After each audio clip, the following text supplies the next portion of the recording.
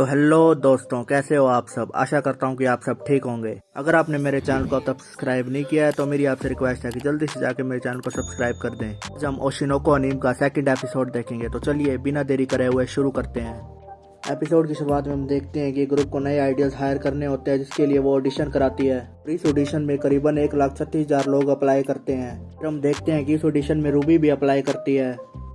फिर हम देखते हैं कि रूबी का ऑडिशन स्टार्ट हो जाता है, जिसमें उसके 2 राउंड होती है और वो दोनों राउंड को पास कर लेती है। तो उसके चेहरे पर बहुत ज़्यादा खुशी होती है। उसके बाद फाइनल रिजल्ट कुछ दिन बाद आना होता है। उसके बाद अगले सीन में हम देखते हैं कि रूबी स्कूल में होती है और अपनी फ्रेंड से क्लास में बात कर रही होती है।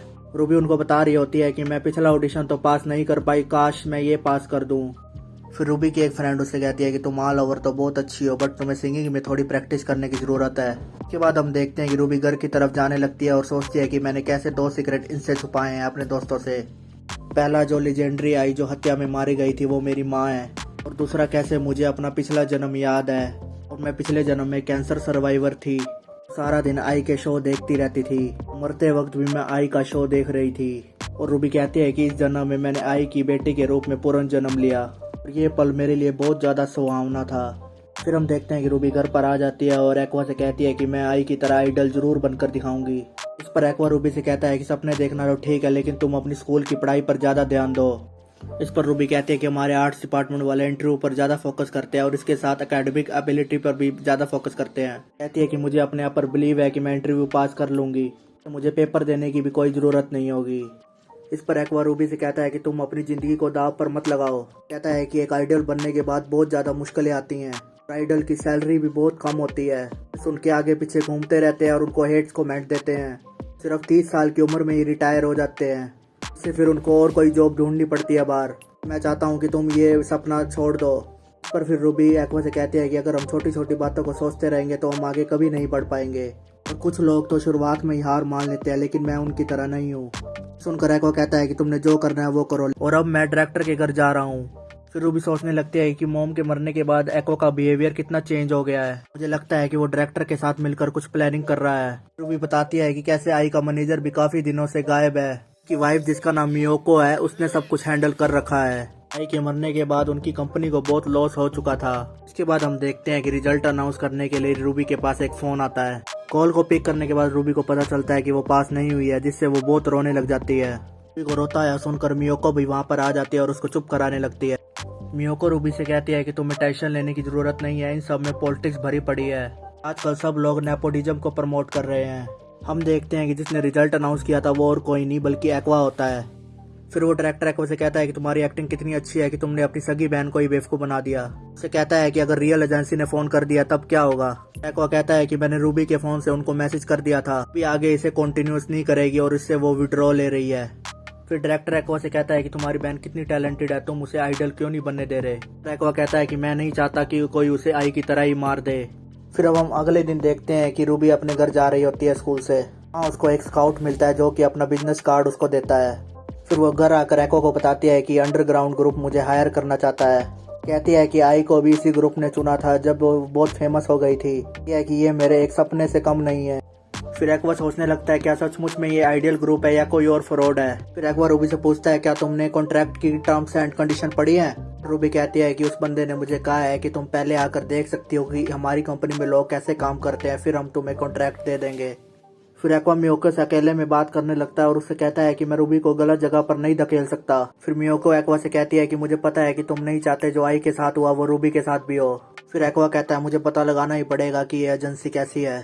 वो उनका बिजनेस कार्ड लेके उनके ऑफिस में चला जाता है।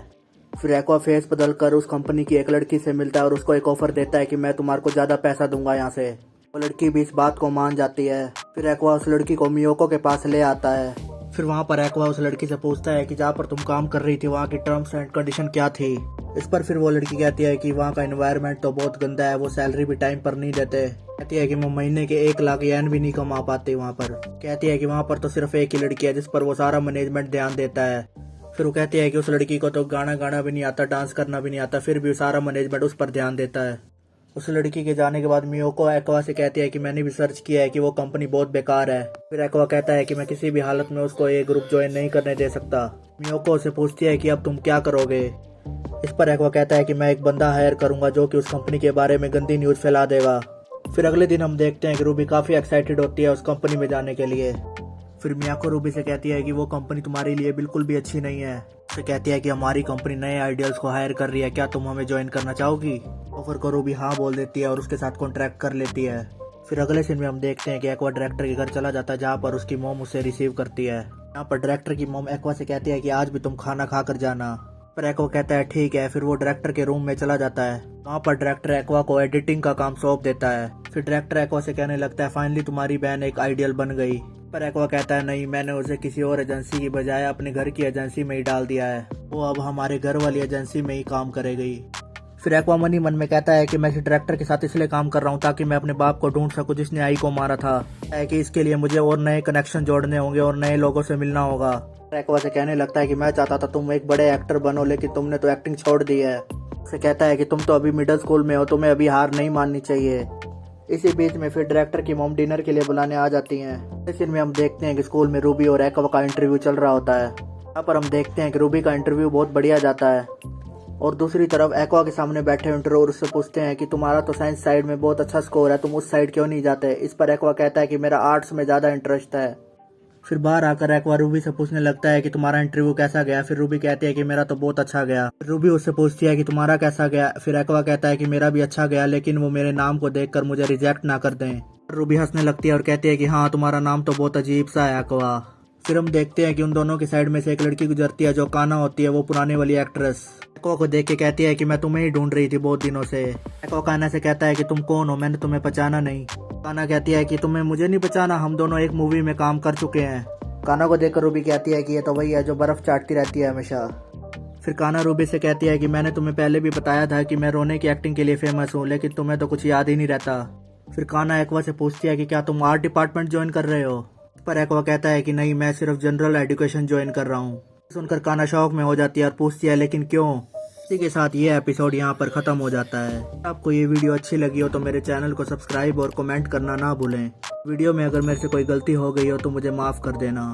तो अब हम फिर मिलेंगे अगले एपिसोड के साथ। Thank you.